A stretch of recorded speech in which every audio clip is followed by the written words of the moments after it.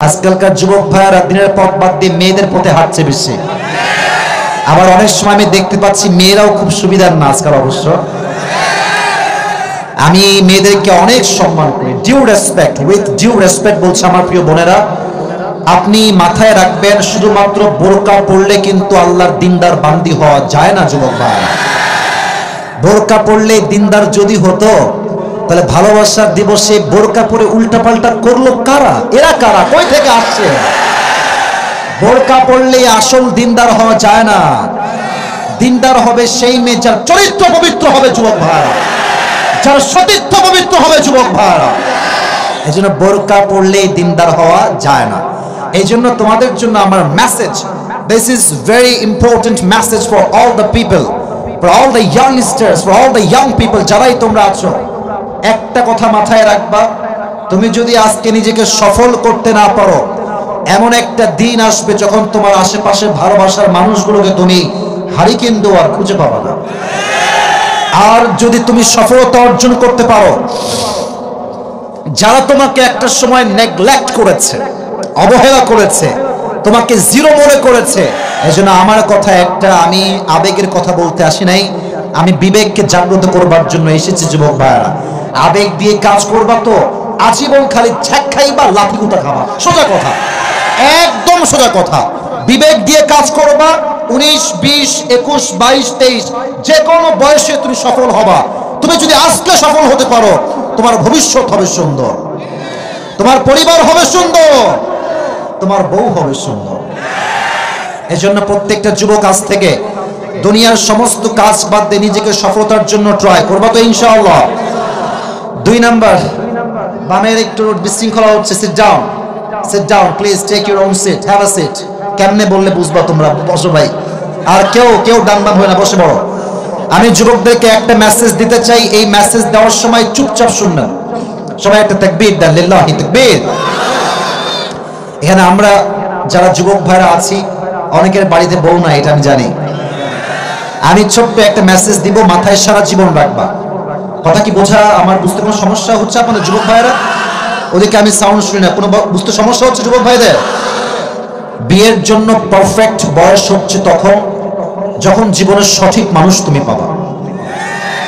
কথা আমার সাথে বলতে হবে, কথা ঠিক আছে কিনা বলো?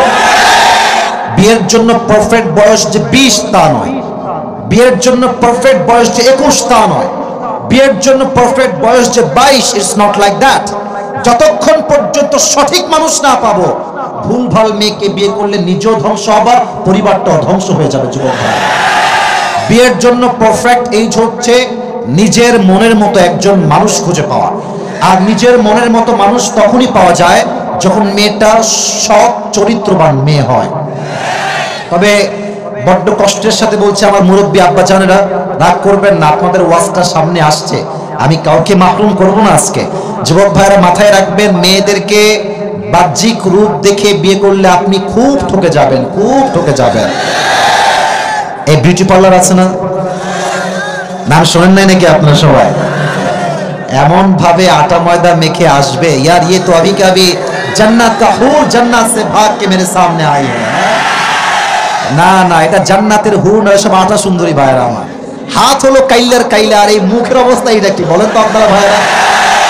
কালো মানুষও সুন্দর, ফর্সা মানুষও সুন্দর, বাট আপনি যখন বিয়ের সময় হাতে পায়ে মুখে মেকআপ মেরে বিয়ে করেন, যুবকটা আপনাকে ফর্সা মনে করে বিয়ে করেন।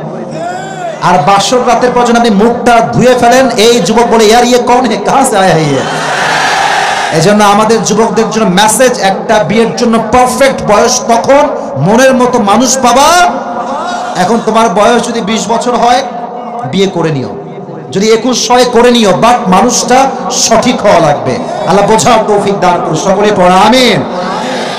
কম বয়সে বিয়ে করলে আমার মনে হয় সবচেয়ে বড় লাভ এটাই হয়, চোখের জিনা থেকে আমরা বেঁচে যাই, হাতের গুনাহ থেকে আমরা বেঁচে যাই, জিনার গুনাহ থেকে আমরা বেঁচে যাই, সমাজ ব্যভিচার থেকে বেঁচে যায় যুবক ভাই।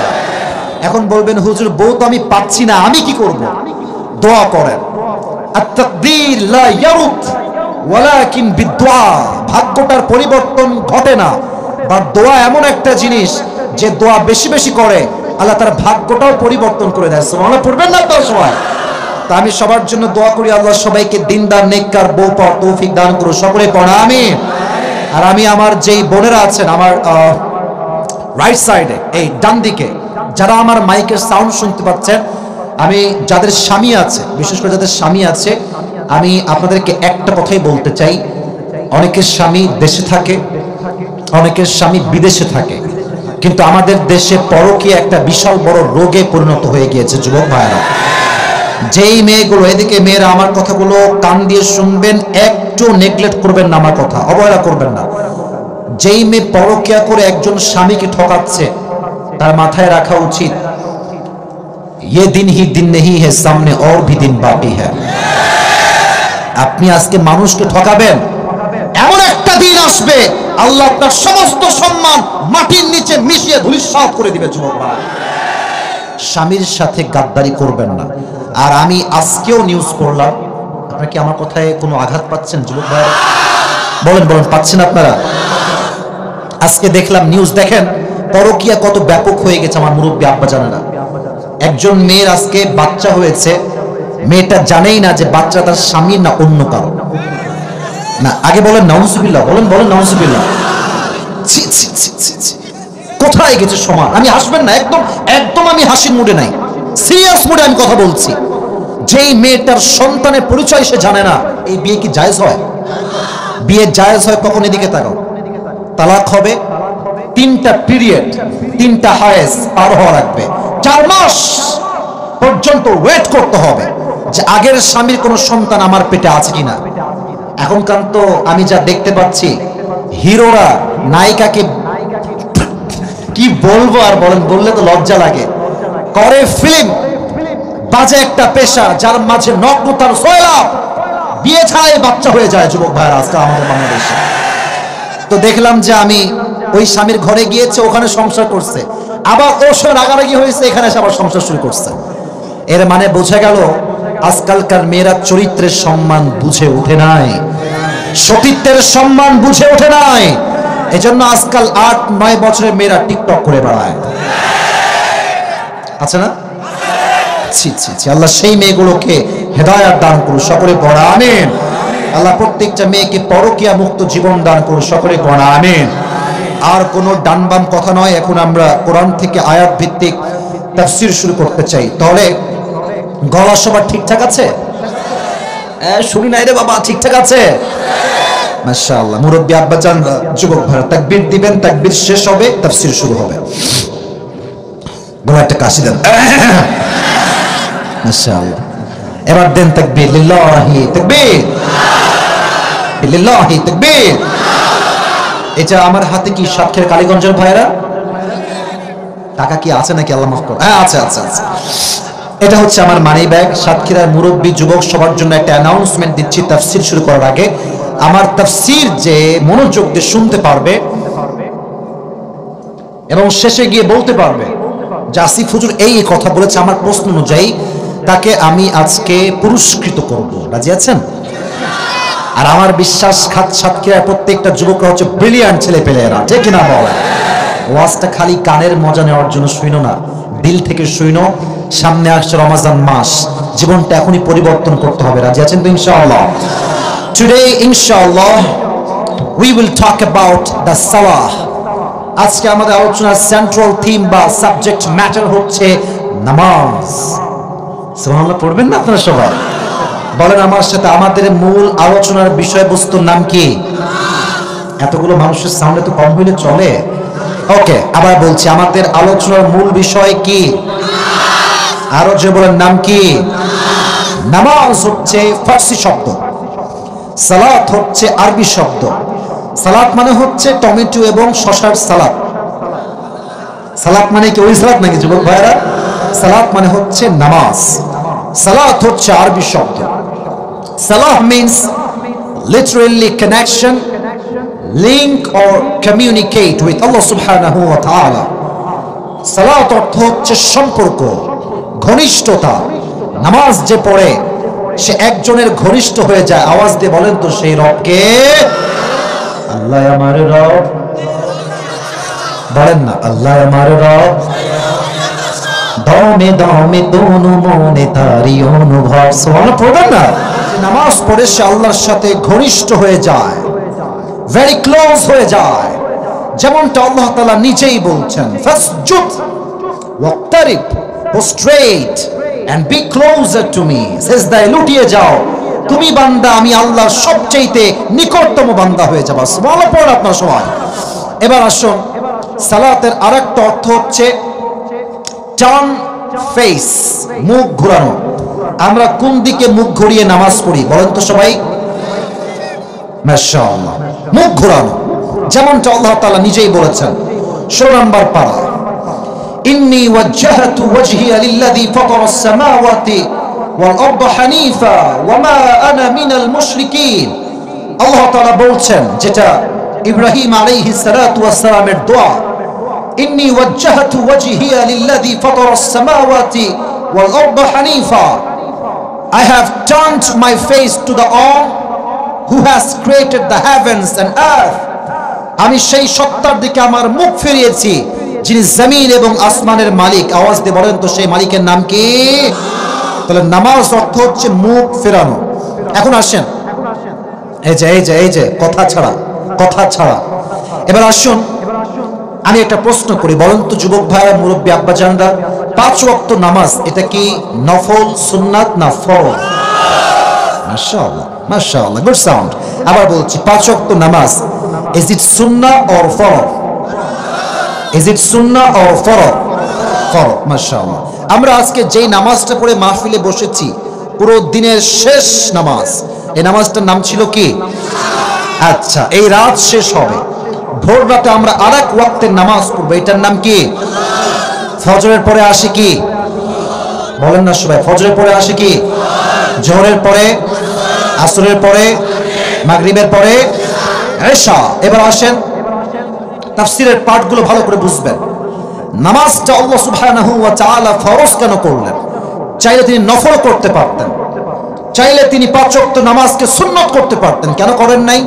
এর কারণটা হচ্ছে, যেহেতু আমরা আল্লাহ তাআলার গোলাম, অতএব ন্যাচারালি আল্লাহর সামনেই যে আমরা সেজদা দিব, এটা আমাদের নৈতিক দায়িত্বের মাঝে পড়ে। মনে করেন একজন যুবক বিয়ে করেছে, তার বাসায় সুন্দর নতুন বউ আছে, সে যদি তার বউকে বাদ দিয়ে অন্য কোনো মেয়ের সঙ্গে পরকিয়া করে, তার বউ কি সহ্য করতে পারবে? বুঝলে বলেন, পারবে? আল্লাহ বলছেন, তোমরা আমার গোলাম, তোমরা আমার বান্দা, অতএব সেজদা কোনো মাজারে নয়, কোনো বাবার পায়ে নয়, সেজদা করতে হবে আমি রবের সামনে। ঠিক কিনা বলো যুবক ভাই? এই কথা কেন বললাম জানেন? আমি দেখতে পাচ্ছি আজকাল অনেক মহিলারা মাজারে গিয়ে বলছে, বাবা বাবা আমাকে একটা ছেলে দেন, বাবা ছেলে দেন, মেয়ে দেন। দেখবেন মাজারের গেটেই ফকিররা বসে বলে, বাবা দাও, একটু দাও। আমার এখানে একটা মেসেজ আছে, বাবা যদি কিছু দেওয়ার ক্ষমতাই রাখতো, তুমি পুরো বছরে মাজারে গিয়েছো একবার, ফকির তার ন্যাংটাকাল থেকে মাজারে আছে। তো বাবা কিছু দেওয়ার ক্ষমতা গেলে ফকির তো তোমার আগে বড় হয়ে যেত যুবক ভাইরা। ঠিক কিনা বলো? না, বাবা কিছু দেওয়ার ক্ষমতা রাখে না, দেওয়ার ক্ষমতা রাখে এক সত্তা। আওয়াজ দিয়ে বলেন তো তিনি কে? এজন্য আল্লাহ তাআলা বলছেন, যারা আমি আল্লাহকে বাদ দিয়ে মানুষকে সেজদা করবে, মাজারে গিয়ে সেজদা করবে, নাম হচ্ছে স্পষ্ট শিরক। ইন্নাল্লাহা লা ইয়াগফিরু আন ইউশরাকা বিহি ওয়া ইয়াগফিরু মা দুনা যালিকা লিমান ইয়াশা। আল্লাহ বান্দার সমস্ত গুনাহকে maaf করে দেয়, বাট একটা গুনাহ কখনো maaf করেন না, এটার নাম হচ্ছে শিরক। আল্লাহকে বাদ দিয়ে যখনই মানুষ কোনো মাজারে গিয়ে সেজদা দেয়, সে পৃথিবীর সবচেয়ে বড় অন্যায় করে। ঠিক কিনা বলো যুবক ভাইরা? এজন্য দ্বিতীয় মেসেজ, সেজদা করলে এক সত্তাকেই সেজদা করব। আওয়াজ দিয়ে বলেন তিনি কে? আচ্ছা, 3 নাম্বার কথা। আমার কথা বুঝতে কোনো সমস্যা হচ্ছে তো আপনাদের? আমি তো উঠেছি 11:10, প্রায় 12টা বাজতে গেল। 12টার পরে কি আজকে ওয়াজ হবে না? আপনারা যেভাবে বসে আছেন সাইলেন্টলি, পরিবেশ দিয়ে, এটা আবার প্রমাণ করেছে সাতক্ষীরার মানুষ হচ্ছে সবাই ভদ্র ঘরের সন্তান আমরা। ঠিক কিনা? আল্লাহ সবাইকে কবুল করুন, সকলে পড়ে আমিন।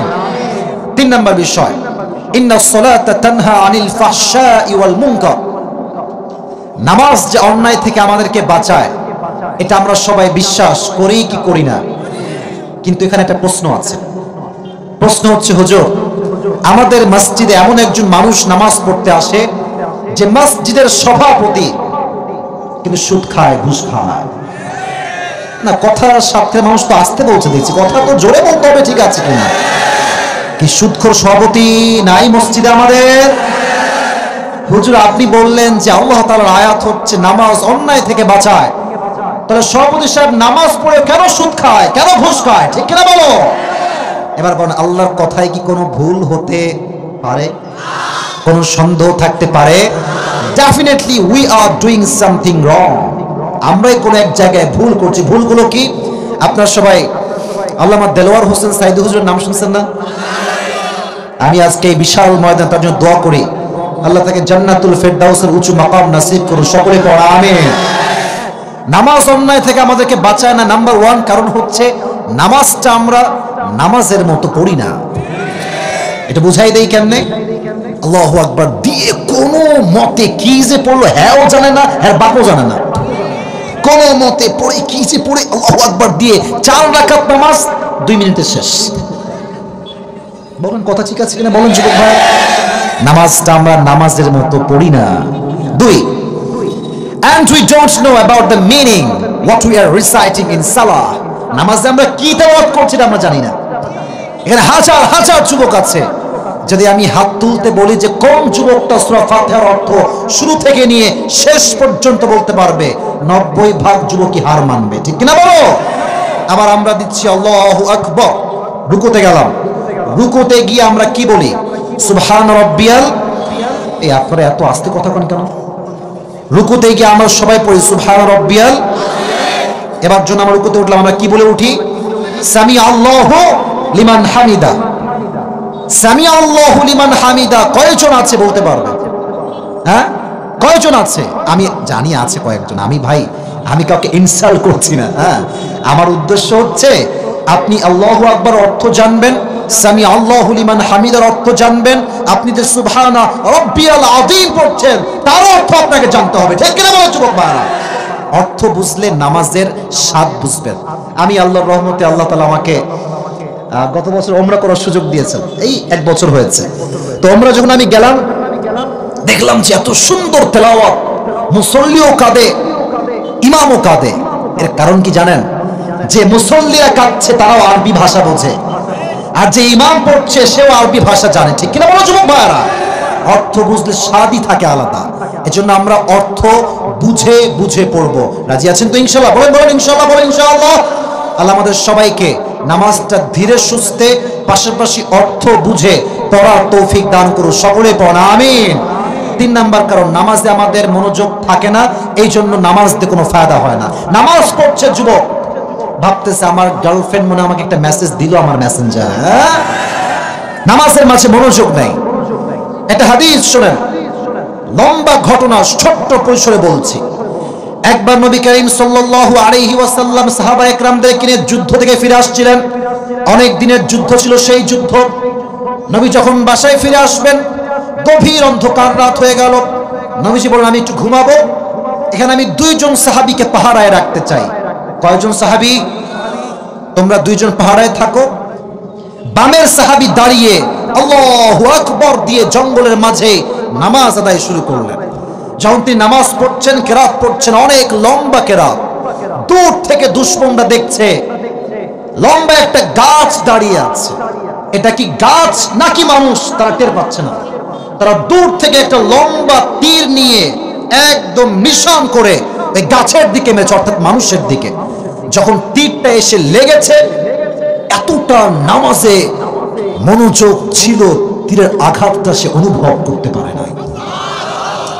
আয় হায় হায় হায়, মনোযোগ কাকে বলে? এখনো হাদিস শেষ হয় নাই, এখনো শেষ হয় নাই। ওরা আবার দ্বিতীয় তীর নিক্ষেপ করেছে। যখন দ্বিতীয় তীর নিক্ষেপ করেছে, রক্ত পেছন থেকে পড়ে পড়ে পুরো জমিনটা রক্তাক্ত হয়ে গিয়েছে। তখন সে নামাজের মাঝে রক্ত দেখতে পেয়ে শর্টকাটে নামাজ শেষ করে দিয়েছে। তার পাশে যে সাহাবী ছিল তাকে ডাক দিয়ে, উঠে ভাই উঠো উঠো উঠো। দেখলাম পিঠের 2 পাশে 2টা তীর ঢুকে আছে, আর রক্তে পুরো শরীরটা জর্জরিত হয়ে আছে। রক্ত মুছছে আর বলছে ভাই এটা কেমনে হলো? সে বলল ভাইজান আমি তো নামাজে ছিলাম, আমাকে যখন প্রথম তীর আঘাত করেছে আমি টের পাই নাই, দ্বিতীয় তীর যখন আমাকে আঘাত করেছে আমি পরিপূর্ণ টের পাই নাই, যখন রক্ত রক্ত আমার প্রচন্ড পরিমাণে প্রবাহিত হচ্ছে। আমার চিন্তা একটাই আসছে, আমি যদি আজকে মারা যাই আমার নবীর জীবনে নিরাপত্তা দিবেটাকে? সুবহানাল্লাহ পড়বেন না তো সবাই? এটা আমার দায়িত্ব। আজকে আমি তো দায়িত্ব নিয়েছি, শুধুমাত্র নবীর জন্য আমি নামাজটা দ্রুত শেষ করেছি। বাট আমি নামাজে এমন স্বাদ পাচ্ছিলাম, কাফেররা যদি আমাকে তীর দিয়ে রক্তাক্ত করে শহীদ করে ফেলতো, নামাজে যে মনোযোগ ছিল, আমি নামাজ পড়তে পড়তে আল্লাহর রাস্তায় শহীদ হয়ে যেতাম। সুবহানাল্লাহ কোথায়? এটা হচ্ছে নামাজের মনোযোগ। তবে একটা কথা বলতে খুব খারাপ লাগে, তবুও বলতে হবে, অনেকে মাইন্ড করবেন, বিশেষ করে মুরব্বী আব্বাজানরা কথায় মাইন্ড করতে পারেন, বাট মাইন্ড করবেন না। আমি আপনাকে অনেক ভালোবাসি। আমি দেখতে পাচ্ছি বাংলাদেশের যে মসজিদগুলো আছে, কথা বলে কে পাশে, কথা বলো না, একদম কথা না, একদম চুপচাপ। দেখবেন মাঝে মাঝে বাচ্চারা মসজিদে নামাজ পড়তে আসে, মুরব্বীরা ঘাড় ধাক্কা দিয়ে বাচ্চাদেরকে মসজিদ থেকে বের করে দেয়। আমি নিজে দেখেছি, আপনি বললেও আছে না বললেও আছে। ছোট্ট একটা কথা বলবো, রাগ করবেন না তো আপনারা সবাই। আমার মনে আছে গত বছর আল্লাহ রহমতে আল্লাহ আমাকে প্রায় 12 বছর আগে এই কোরআনের হাফেজ হওয়ার সুযোগ দিয়েছে। আলহামদুলিল্লাহ পড়বেন না আপনারা? অনেক আগে হাফেজ হয়েছে, তো প্রায় দীর্ঘ 8 থেকে 10 বছর তারাবির নামাজ খতম পড়িয়েছি, খতম তারাবি। তো ভাই প্রোগ্রাম যখন 6 মাস করি তো দেহের সব রক্ত শুকিয়ে যায়। এই দেখেন এখন চলছে ফেব্রুয়ারি মাসের শেষের দিকে, তাই না?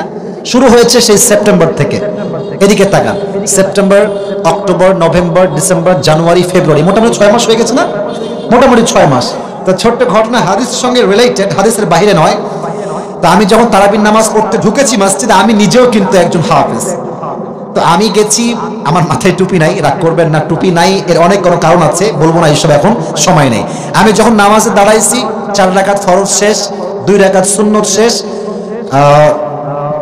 যখন ইমাম সাহেব বলছেন সালাতুত তারাউইহ বলে যখন আল্লাহু আকবার দিয়ে শুরু করেছেন কেরাত, এক বাচ্চা হাউমাউ করে, না না আমি আর থাকবো না, না না, এমন বাচ্চার কান্না, মানুষজন সব বিরক্ত হয়ে গেছে।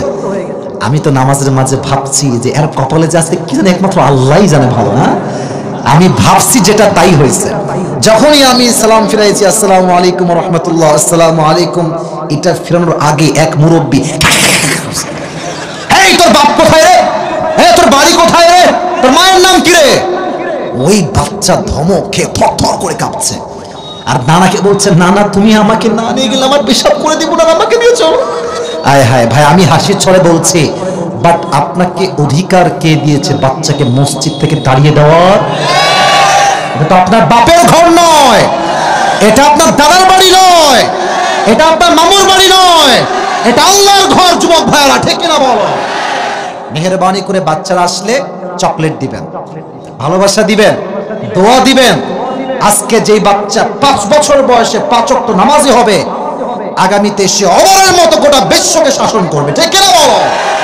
আল্লাহ প্রত্যেকটা মুরব্বী আব্বাজানকে কথা বোঝার তৌফিক দান করুন, সকলে পড়া আমিন। মুরব্বীরা, আমার কথা একদমই আপনাদের পায়ে হাত রেখে বলছি, রাগ করবেন না। আমি চাচ্ছি বাচ্চারাও মসজিদে আসবে, আরে ওরা দুষ্টামি না করলে কি আমাদের মতো বুইড়া সরকার দুষ্টামি করবে? যুবক ভাইরা, ওরাই বাচ্চামি করবে, ওরাই চিল্লাবে, এটাই তো আমাদের সৌন্দর্য ইসলামে, ঠিক কিনা বলেন? বলেন তো, আমার নবীজির 2 জন নাতি ছিল, যারা 2 জনই জান্নাতের সর্দার ছিল। কি বলতে পারবেন? নাম কি বলেন তো? আবার বলেন, নাম কি? হাসান এবং রাদিয়াল্লাহু তাআলা আনহুমা। ছোট্ট একটা ঘটনা মনে পড়ে গেল হাদিস থেকে। একবার নবী করিম সাল্লাল্লাহু আলাইহি ওয়াসাল্লাম নামাজ পড়ছেন। আমার কথা বুঝতে কোনো সমস্যা হচ্ছে তো ভাই? আল্লাহু আকবার দিয়ে সিজদায় গিয়েছেন। হাদিসে আসছে নবীজি সিজদায় গিয়ে আর উঠছেন না, মানে সিজদায় গিয়ে থেকে গিয়েছে। এবার যে সামনে একজন সাহাবী আছে মুয়াজ্জিনের ডান পাশে, ও করছে কি জানেন? ও সিজদার থেকে এমনি মাথা তুলে উকি মারছে। নবীজি আসলে করে কি, ওঠে না কেন? তো যখন উকি মেরেছে, দেখছে নবীজির পিঠের 2 পাশে, ডান পাশে হাসান, বাম পাশে হোসেন ভর করে নবীজির ঘাড়ে শুয়ে আছে। সুবহানাল্লাহ পড়বেন না? এবার সে ভাবছে, আমি যদি এমনি হাত দিয়ে ধরে দুটোরে টাইনা নামাই দেই, তাহলে নবীজি হালকা হয়ে যাবেন এবং নবীজি সিজদার থেকে আল্লাহু আকবার দিয়ে উঠে যাবেন। আয় হায় হায়, ইয়া রাসূলুল্লাহ, কি আদর্শ আপনার, কি আদর্শ আপনার! मैं कुर्बान हो जाऊं आपके मोहब्बत के लिए। सुभान अल्लाह। পড়া তো সবাই যখন হাতটা বাড়াইছে, হাসান এবং হোসেনকে নামাবে নামাজের মাঝখান থেকে, হায় হায়, নবীজি পেছন থেকে সেজদার মাঝখানে ওর হাতটা এমনি ধরে বসছে। কেন? নবীজির মেসেজ, নামাজে কথা বলা তো জায়েজ নেই। নবীজি হাত দিয়ে ইঙ্গিত করেছেন, ওরা আমার দুইজন কলিজার টুকরার নাতি, ওরা যতক্ষণ আমার ঘাড়ে আছে সেজদায়, আমি নবীজি সেজদায় থেকে যাব। যতক্ষণ ওরা নামবে না ততক্ষণ আমি আল্লাহর জমিনে আল্লাহর সেজদায় লুটিয়ে থেকে যাব। সুবহানাল্লাহ পড়েন আপনারা। নবীজি সেজদার থেকে হাসানকে নামায় দেয় নাই, হোসেনকে নামায় দেয় নাই। আর আপনি মুরব্বী আব্বাজান কারণ ছাড়াই বাচ্চাকে বের করে দেন, আপনার হিসাব হবে বড্ড কঠিন হবে আপনার হিসাব, ঠিক কিনা বল? এখানে যদিও এরকম মুরব্বী নাই, এটা আমার বিশ্বাস, ব্যক্তিগত ভরসা, ব্যক্তিগত পজিটিভ থিঙ্কিং। যদি কেউ থেকে থাকেন বাচ্চাকে মসজিদে আসতে দেন না, আল্লাহ তাকে পরিপূর্ণ হেদায়েত দান করুন। সকলে পড়া আমিন।